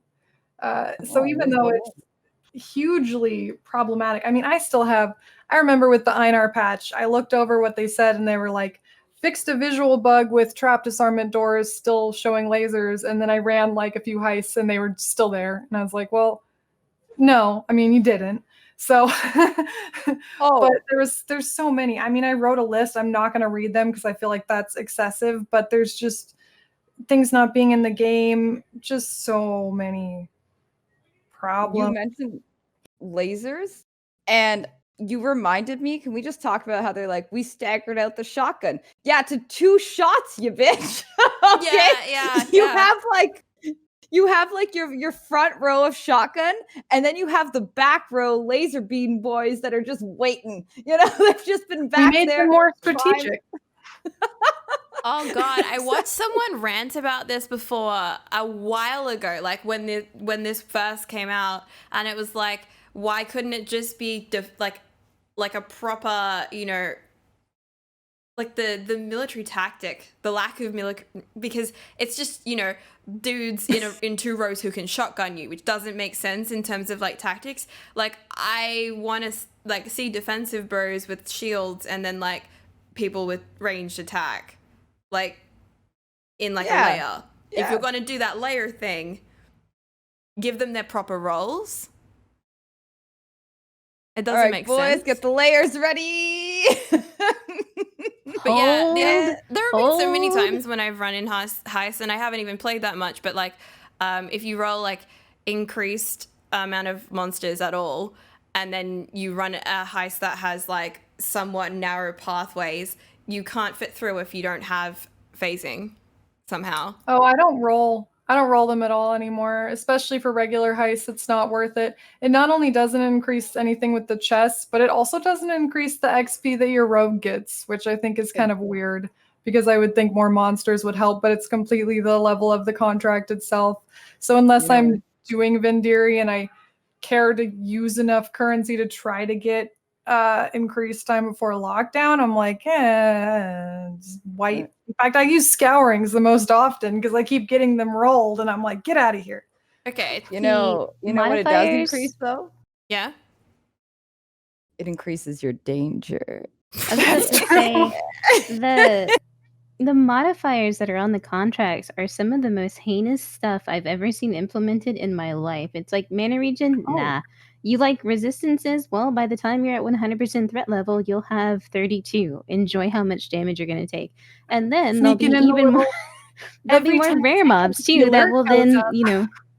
exactly. And it's like, like, why all was right, I- so now you have the sub fizz guy next to the crit accurate guy, and you have turbo, and your resistances are shot, and oh yeah, your recovery is gone too. Like, how the are you supposed to live, anyways? No, yeah. Once I realized there was No. almost no benefit besides the danger. I mean, if you want to just die and not succeed, you can roll them. But I was like, well, surely there must be some benefit to the rogues. Like they must get more experience. No, there's just, and it's not better chess. I don't. And they get to have these sneaky mods, which poor people who don't read map mods. Yeah, Hello, all the who? mana RF characters that burned to death because Yeah. they didn't read. Yeah. No more mana recover for you. Goodbye. The mana recovery is actually the most heinous mod of all the mods I've ever experienced in my life. I thought to myself, I do no mana recovery like all the time, right? Like on 60%, no, or actually it's like 74 with woke bonus. No man, it's not in those though. No, you want to die, son? You get no mana recovery. I just find the mods in this heist thing, like whether they're on the contracts or blueprints, or if they're like rolling mods on rogue gear, because they never drop with anything useful on them. Has anyone had a rogue piece of gear that actually didn't need to be re-rolled? No, I transmute Never. Og and Regal, all of them. Yeah. Really? Mhm. You transmute Og? I've just been alching and chaosing, and that's No. why I have no money. Yeah, no, you gotta, Oh, you gotta haul no. those babies. Oh no. And you gotta make It's sure they're high eye terrible. level to actually get anything really like good. Guys, for my pleb self and everybody else, job level's the only one that matters. Character level can suck a dick, yes? Yes. Yeah. Okay, good. I thought so. It's It just only means they job do more level. damage, like they shouldn't be doing anyways. Like, come on. Like, Wait, what? open the goddamn door, stop Okay, fighting. What's character level? Our character level? No, No, they're it's theirs. Wait, they have character level? Yeah, apparently. exactly. Where? Like- Where is it recorded? In In their Secret. heads. It's secret. So you can just try to mentally keep track of their. No, just don't roll anything with character level. It's stupid. Yeah, Stupid. I heard. Okay, good. I'm glad you is that guys just a confirmed that mod? because I'm like, Yeah, for their gear. also, let me just say, I've actually never seen job level. I've heard of the myth, but I've never seen it. And I don't really know if it matters unless I want to bring like Karst for everything, you know? And I kind of do because he's dope. No, I just roll all mine for reduced level when opening chests or percent chance to not alert when using your job for it, job speed depending on what they do, and then reduced cut for the ring. Does job speed affect agility? Nothing affects Supposedly. agility. Look, do you know how hard it is to flip through lasers? Okay. You know, I have to climb in this grate, and then I got to go invisible. Okay. We need The some, like, great ones, manual music while the they're- great ones are the biggest kick in the balls too, because like their little taskbar is so quick. It's just for how fast they open the hatch. Them crawling in, going around, popping out the other side, and opening the lever is all like a set animation. The only thing you're making faster is them opening that initial grate. You're just like, and so you see the taskbar and it's like boop, and I'm like, man, I'm glad you handled that. You did A it so plus good, work there. Toledo. Yeah, No. like It's not. Agility is still the worst. I remember Perception, at seeing- least now you can see where the totems are going to hit you. I have Oh my to god, say, perception at totems least though. counter thaumaturgy doesn't have any doors to open on the way out. Or no, sorry, deception. Deception has Yes. no doors Yeah, to yeah. open on the way out. At least there's that. Does Niles ever want to get into his deception gear? No, he's a little bitch. But does everybody else want to wear it? Yeah. Listen, I'm sorry, Niles doesn't dare want to you. wear his deception Niles is gear. clearly just me in the game, and I'm offended by proxy. Well, you should put on your gear that makes you deceptive. All You right. can't tell me what to do. now go fight something else, and then you're perfect. You're just like him. You just watch Niles back my there, and you're like, what are you doing back there, bud?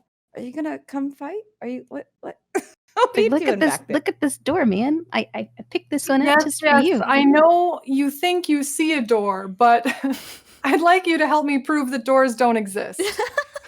I don't believe it. Okay, I have a really, I don't know if it's a hot question, but like, you know how we have the doors that the rogues can unlock, and then there are just regular doors? Yes. Why? Because they hate us.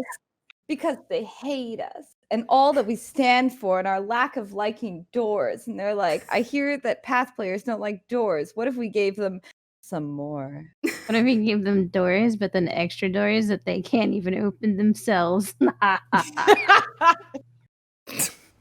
They just want to slow us down. They're like, maybe they'll look at all the things we did if they have to open a door, and we're just sitting there like, open the. Just Please. I mean, when I give myself the time, I sit down and I think about like all the other versions of Heist that could exist in the world, and one of them is a non-linear path, like one that doesn't look like, for lack of a better term, a reskinned delve.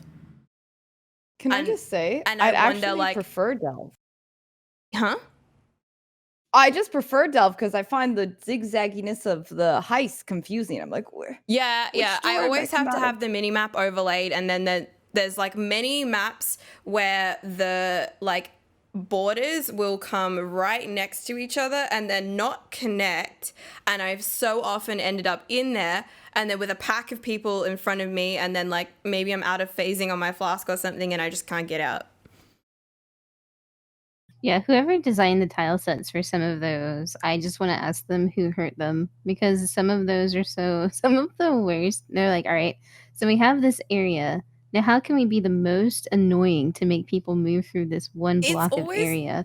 Let's like- go to the right and then diagonal all the way around and then go into a dead end, but then circle back halfway through and then go through that other way instead. And you're like, I'm trying to like figure out, you know, like in the world of Raycast and these areas that we're going to that we're actually stealing from, why is it that these locations are shaped like this? It doesn't make sense to me. no. No. Also, can I just say a slight malt point I have? Okay, so 2 trap chests side by side, right? I open up one, don't have enough to open up the other without pulling off the alert. But the stuff goes beside the other trap chest, so if I stand on it, I'm dead. Why are they so close together then? You know, I like I can't even grab the loot because if I try to stand remotely, because as we've learned, I don't know if you guys saw the recent Reddit post where the guy couldn't get his headhunter because things get stuck on the wall. Mhm. That was Yeah, heartbreaking. that was actually really heartbreaking. Like, honestly, in 98% of the cases in this game, maybe 99.5, we really don't have things getting stuck on the wall as an extreme problem. But this was really bad. I don't know. Right? It But- reminds me of being stuck inside the door, which happened more than once. Oh, Me no. physically stuck inside of a door. Well, I mean, like my character. No, my actual body. Yeah, like I feel like there's this in other ARPGs, and again, like Triple G, in other ARPGs, they have like a leashing situation or like a slash unsticker, some shit like that, right? I Yeah, don't like a know the exact. cancel. They have it, right? They have this Mhm. thing, but this is the one game where you're like, you need to be on top of that currency to get it. Okay, you can't grab it from 2 feet away. But then it you gotta can't- be on top. It can't Yeah, actually it doesn't fall make like sense. the way that loot falls on the ground. Like the only time you can ever see it for me is when you're in the chess room after you've done lab. Like, and Yeah. they fall on the ground and you can see them It's circle. perfectly lined up next to each other because none of them can sit on top of each other. And so my And assumption is that loot throughout the rest of Rayclast also falls in little squares, like in a grid, inside of a grid, like Yeah. each. Yeah, it probably does. And I feel like in every other, I think. But I even can't see it on that Wilson- ground, by the way. Yeah, I think even Wilson had a bit of leash, for their items, which even Wilson is what I'm saying. Okay, I like had a little bit of item leash. I like how you Or had to leash. drop it in low there just because No, it's, even Wilson. I Yeah. know it's kind of blasphemy. Listen, Triple G knows they're still like the top dog, but even Wilson even had that top. You know what I mean? Like it's just it's a strange. And so I noticed that when I'm doing Vendiri, like trap removal, whatever, sometimes the chest stuff opens on top of the other chest, and I can't grab it because the traps will murder you. And I'm like, what is the point then? What am I even doing? I shouldn't just open it at all then, if that's the case, because it's those. Yeah, if there was some leash, it'd be fine. But right now, I'm playing this risky game of like, there's 2 exalt shards. Do I potentially die for them? Mm-hmm. Yes. Just You know always the do answer it. is yes. Yes, I have to grab them, obviously. I must have them. Okay. Do we want to talk about some less heisty stuff? Before that, Pie, I cut you off. You were talking about the totems, and I feel I should remind you of it. Tell us how you do you feel want about to the totems. talk? I Tell us. did one perception. I was like, oh right, these bitches, and then just didn't run anymore. I opened up my heist locker. I wrote in perception. I grabbed all of them. I went to my actual stash tab. I grabbed a free tab. I wrote the word no, and then I put all of them in there. I just can't. I Damn. actually remember like Hannah Hanarashi is in chat, but I'm pretty sure I popped into her stream, or it might have been someone else's. And like, God, if it wasn't you, I'm sorry. But I went to someone's stream and they were like doing a heist, and it was perception, and they walked through the room, and then the alert bar jumped up, and they saw it like 5 seconds later, and they were like, oh fuck, it's a perception, and there's totems, and I always forget that, and I always make this mistake, and I was like, yeah, that's me. Like, I know I'm running perception hello. right now, but like, Well, like you can tell when it's gonna be the totems because all of a sudden the map is like, ooh, little tiny maze. little tiny maze, and you're I like, know. okay, so there's going to Doesn't be mean I totems don't right just there. walk into that room with all of my No. guns blazing, going, "Yeah, it's gonna be fine, No. bitch." And then Let me being tell you, wrong. there's one map layout that it is not a tiny maze. It is actually a room where you have, it's like a straight hallway, but there are little bookshelves that go out on each corner. So you got to just like slightly shoot this totem back in the corner. Okay, now, and then back in the corner. Because you can't, like, you actually can't go past it any other way. You can't just wait for them. Like, it's so dumb. And there was It's a so time dumb. when some damage over time, like Flamewall was killing them, but people were like, you can't kill the observer totems. And I was like, what? Yes, you can. And they were like, no, you can't. And that was a real thing that was happening. I think it was Righteous Fire and Toxic Rain, and maybe there was some others, but people literally couldn't kill them. So they just have to do a mad dash, which makes the alert go up crazy. So like, I don't mind slowing down. I think it's the only way that you can actually feel like you're doing a sneaky and heist anymore. You're like, ooh, I gotta wait for that one to go off, and then boo, and then gotta wait for that one to go off, and boo, and I'm gonna like make sure I'm behind the wall. You know, you get your like 30 seconds of sneaky time. And Nanette has pretty good rewards. So many stacked decks. Holy cow. It's like div card reward rooms almost every time. But I do get how people are like, I don't want to do that one, because you have to stop and you have to do a sneaky, and you have to do like 5 or 6 of them in a row. There's no way to go around. So it's definitely annoying. I know it's counter to ARPGs, but when you both just acted it out and like had like the mimed little bookshelves and shit, and I was like, I'd vibe it in like a third or first person perspective, but it looks and feels terrible from ISO, like from top down.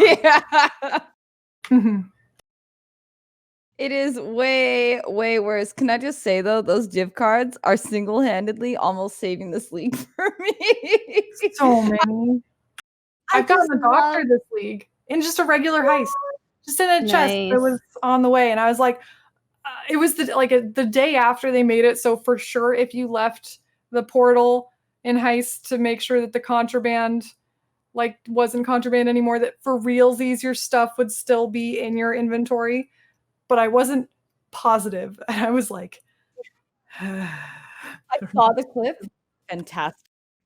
I'm gonna take the risk. I need to see this clip. It was, yeah. You gotta, I had a situation the other day. So guess what I found out? You know how your maps like to instance crash and you can't leave it without all the maps being gone? That happens with blueprints. no. Yay! So it really, I went into a blueprint. I did one area. I went to leave. I couldn't. And then it was like stressful decision making. What do I drop? Oh my God, these alts are worth so much. I guess I have to drop the horizons. Oh my God, I could really use these horizons. Like, it was just so, and like every decision was so hard to make. And I gotta tell you guys though, I kind of enjoyed it, because you made your loot feel like, really, this is what I got. I have to make room for this new thing. Like it was the way, but it was incredibly stressful at the same time. It was like, it's the way I alch maps. I want it to be stressful, but at the same time, did I want it to be that stressful?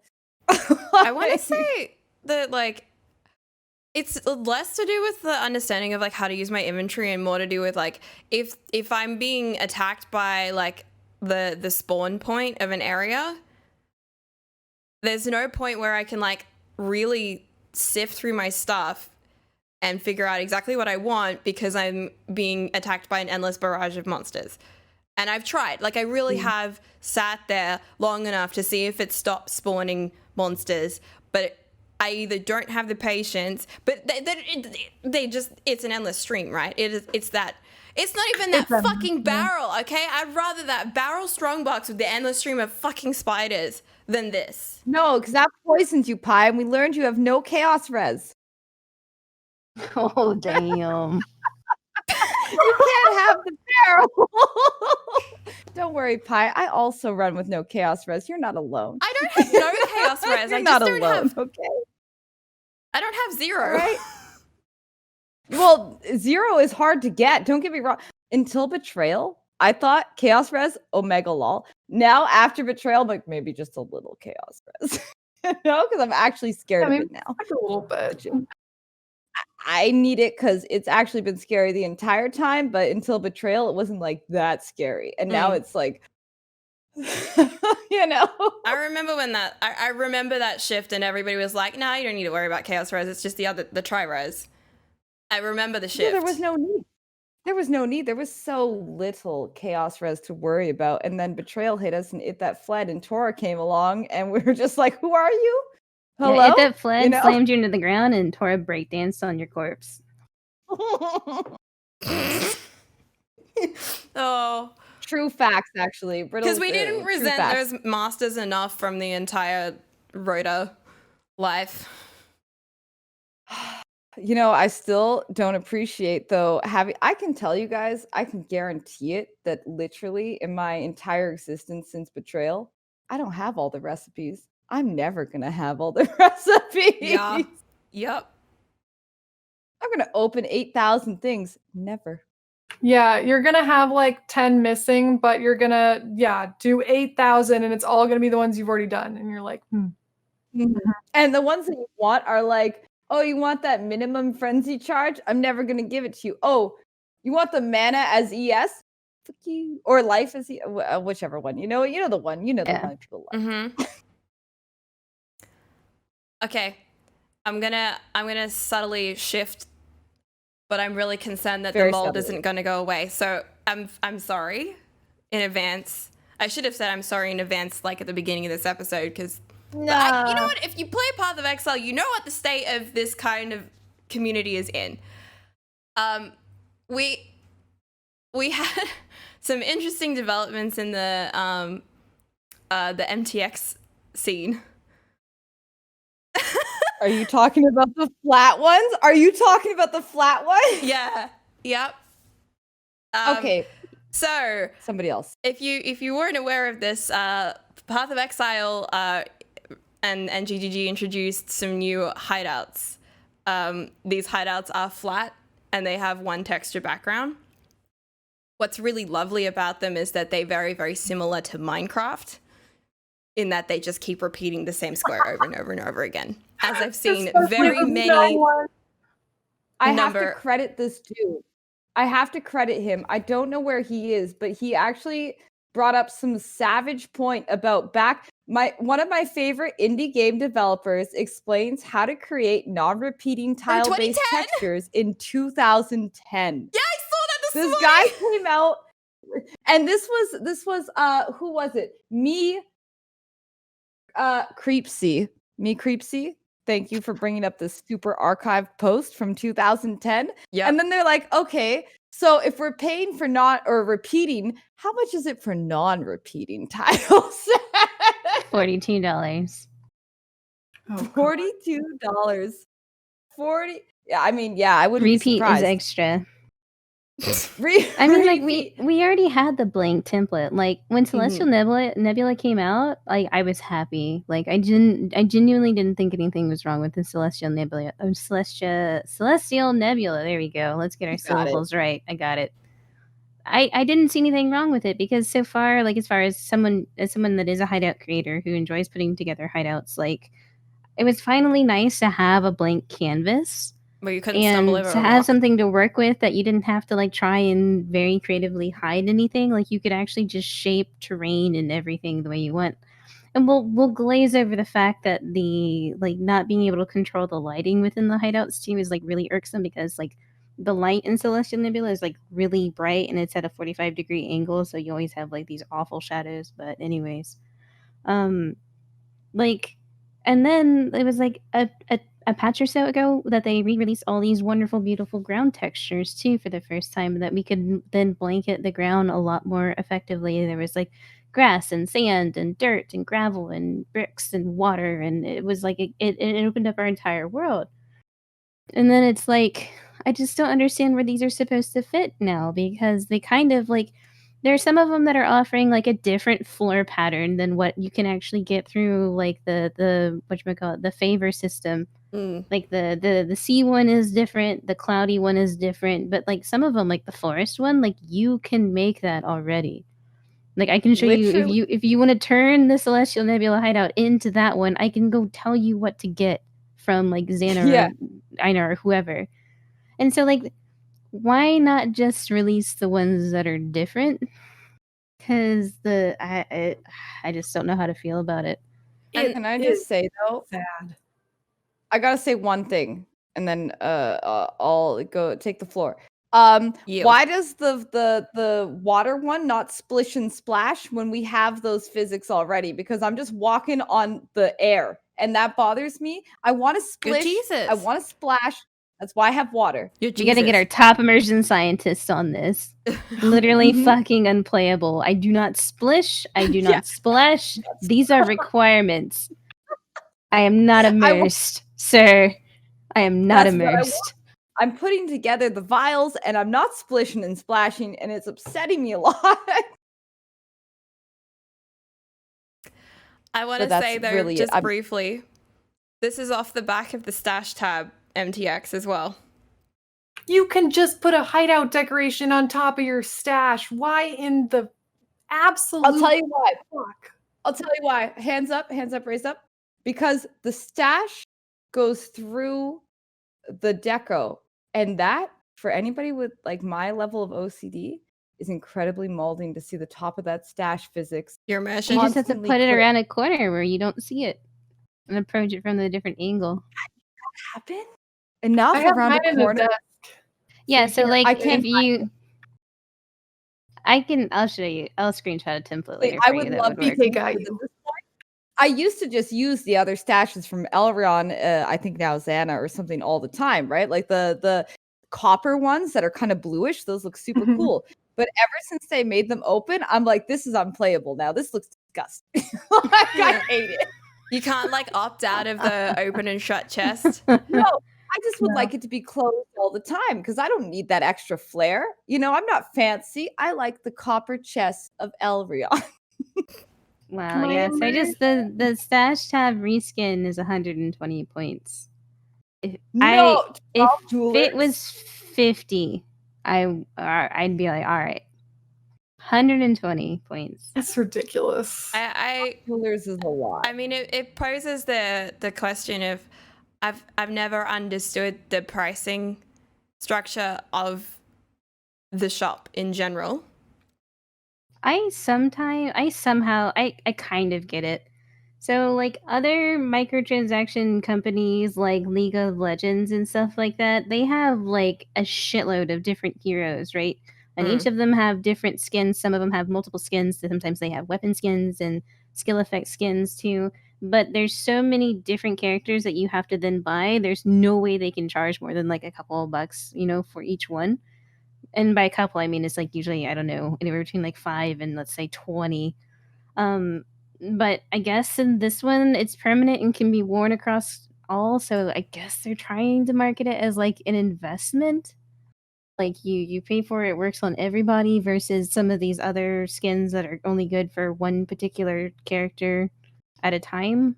Like that's the only way I can kind of do the mental gymnastics, but even then sometimes it's like It's I just wait just for stuff so on sale. inconsistent. Because I absolutely refuse to pay for everything out front, like at full price. I'm the exact same way because I mean, MTX is expensive. It's really expensive. Like I spent a lot of the game just playing with even stash tabs. I know they're actually having a sale this weekend. I'm not shilling for the company. I'm just saying, boys, if you need stash tabs, it's on sale. Like this is the time. Reminder. Okay, Stash you tab sale actually this need weekend. them. I'm not shilling for them. This is the time to get them. They're on sale. But overall, like even Metamorph tab was kind of completely no Delirium tab actually over Metamorph because at least you can upgrade Catalyst or whatever, right? Like it's just I like the idea of paying for convenience, and I see this is a free game that's giving me a lot. I could either pay a one-time or monthly fee for a game that gives me what essentially is endless ledge. I'm looking at you, Diablo 3. But this game gives me a chance to just look fly for the money I give them. And then, of course, stash tabs, which are like the true money grab of the game. Mhm. And I overall don't mind that, especially now that they're adding convenience. But the convenience of the affinity tabs, etc. Like that's really exciting for me. Just for my dump tab. I don't know who here has more than one dump tab? Anybody? It's what happens 'Cause when more you than buy one- that second quad. Slippery slope. More than one is too many to have to go through. Like I could fill up one in a day, no problem, but I can't give myself that much extra work to have to Yep. put things away. So I really look forward to like the affinity tabs, but also it's kind of a cash grab to like give me an affinity tab to put metamorphs in. You know what I mean? You know what I'm saying? To easy click it in. But there's another hand, like this in this case, I think that the fog hideout, the flat floor fog, it's a little bit janky, but it's probably the best one. But it's still, it feels so blatantly. Like Glacier Hideout, the flat one, is just the tile set, right? Mm. It's just the tiles. Yeah. Yep. A lot of them are just the Anybody- tiles. Yeah, anybody paying $12, $15, it's like, are you paying just for the convenience to not place down Yes. 30 100%. tiles? Mm-hmm. It's You pretty think it's much just for what it convenience? is.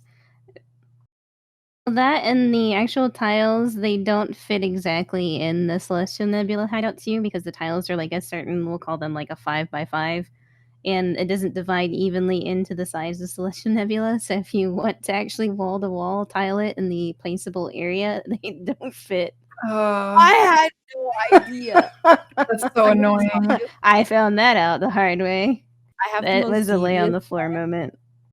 and I want everybody to do it. I want somebody who has enough time and like slight effort to do my plan, which is to get a celestial nebula and take those invisible blocks and then make a maze of it. And ruin someone's day trying to get to your stash.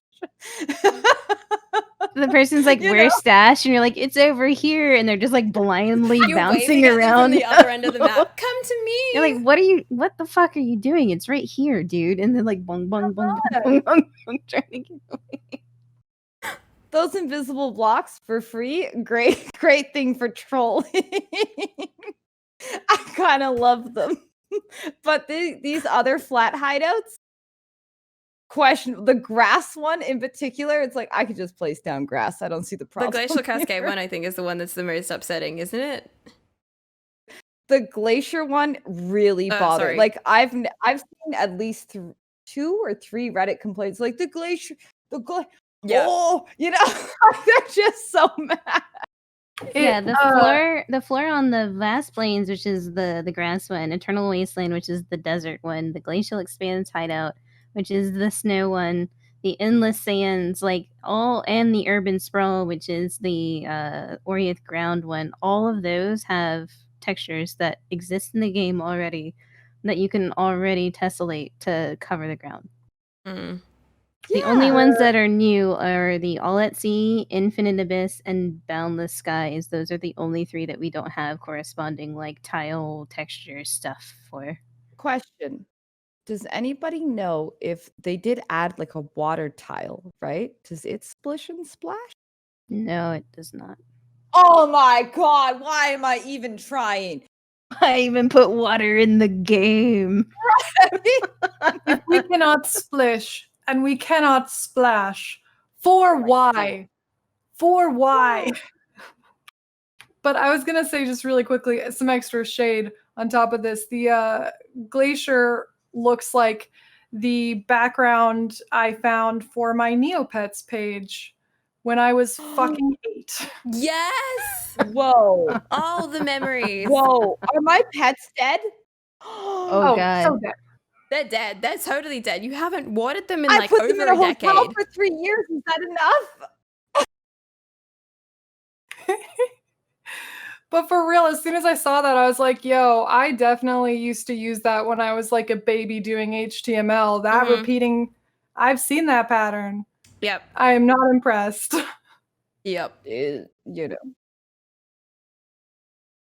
How do you guys feel though, since we're on the topic of MTX, about the green? Oh, sorry, I was going to say the green stuff, but then I changed my whole thing about the fact that weapons do not all come as each weapon per like MTX thing. Why is there only bows and then like daggers, but then no wands or two-handed maces? Huh. Who's designing this? They've done that for a while now, where they release like a combi weapon skin that doesn't cover all classes, and that needs to stop, because there's only like there's a couple wand ones, but like the one that I can remember off the top of my head is a Warlock Dagger. You can just turn your wand into a knife and cut bitches instead, which is pretty cool. It's very cool. But yeah, like each weapon skin like that, especially like at the rate that it's charged. I mean, I think that the Darkwood one, I think it actually has like more varieties than some of the other ones were. Like there was one that was like a sword, like a shaper sword or something like that, and that was only melee weapons only. There was no bows, no staffs, no nothing, I think, involved in that one. But you know, if they could just extend it out to everything, I think that would be pretty cool. At this point, there is one, to me, I don't know about you guys, but there is one bow that looks good, and it's the one that came out in the newest box. Okay, do I have like Darkwood. the regular basic The brown box or bow? the- Yes, I do. The box or the newest The set? angel bow. Oh. The angel bow looks legitimately good. But like it's more like the idea that bows are kind of screwed MTX wise, and part of me gets it. Like I do feel like bow characters are played a lot, but maybe slightly overlooked regardless of how often they're played. Some of them have MTX matching wise, quivers, and then sometimes you have to buy the quiver too. Like there's The no consistency there either. I mean, I have a confession. Right, I don't own a single weapon skin in terms of MTX. Yeah, I just use the shiny. I just make it a shiny blob Yeah, with whatever weapon weapon effect I have. I do have some shield skins though. I have dabbled in the odd box, which has led to the odd weapon skin or the odd skin. Like one time, I don't know when the Carnage box came out. It was a really long time ago. There's candles on a shield. It looks super dumb. But this this box has been out for a long time. I got that shield MTX. I got it from like a free box on Christmas, and I've used it ever since. I kind of hate it, but like it's what I had, you know? And I look back and I'm like, there's not really, other than the celestial shields, the other shields are kind of like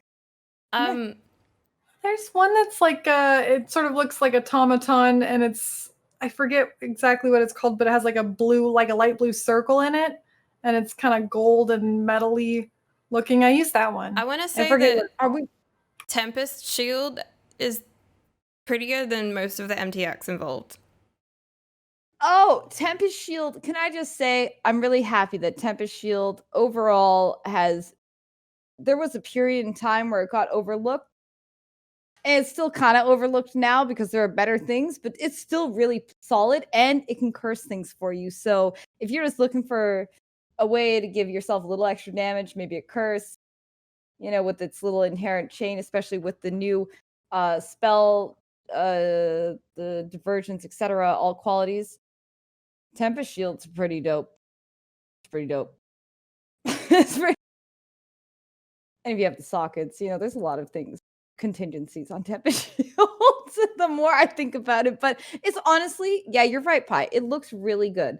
It looks good, like for an overall skill, and it's way better. I think it back in the day used to reserve like 25% mana, which was insane. A lot. For what, 3% block? Jesus. Yeah. It was like holy shit. It was not I worth thought it. vitality was bad and determination was bad. My good. Hands up. Determination needs a change. Yes, hands up. I'm saying it. Yeah. I don't do armor, so I don't. I don't do it. I'm a rangy, spelly, run in circles person. Evasion and ES. Lots of dodge. I'm a dodgy boy. I like dodge, cool. stack dodge. Evasion's nice as well, but I just dodge and also manual dodge with circles. Your actual circles? What? What did you think I was joking when I mentioned circles? You know, some hits. I'm still gonna be holding my breath for a deck space guard skill. That's what I've wanted for like 4 leagues now. What would it be? I want it so bad. We need one. I Yeah. I'm tired of trying to get 155 strength on every single character. Honestly, like you're like, I'll have level 14 steel skin, but it's kind of not very good. But this is what I can afford. I'm glad I can mitigate 800 damage. Thank you very much. Yep. Thank you. Oh god. It feels like we're like winding down, but I feel like there's also a lot of stuff about the game that we haven't discussed. So many. That being said, it's been over 2 hours and we might need to call it now. Sure. And Maybe make come our back with next a little bit episode more. a bit more about builds and skills, I think. For sure. Yeah. Yeah. So thank you everybody for tuning in. This has been Better Expectations. I'm piebypie. We've got KittenCatNoodle, Brittleknee, and Velyna, and we will see you on the next one. Goodbye.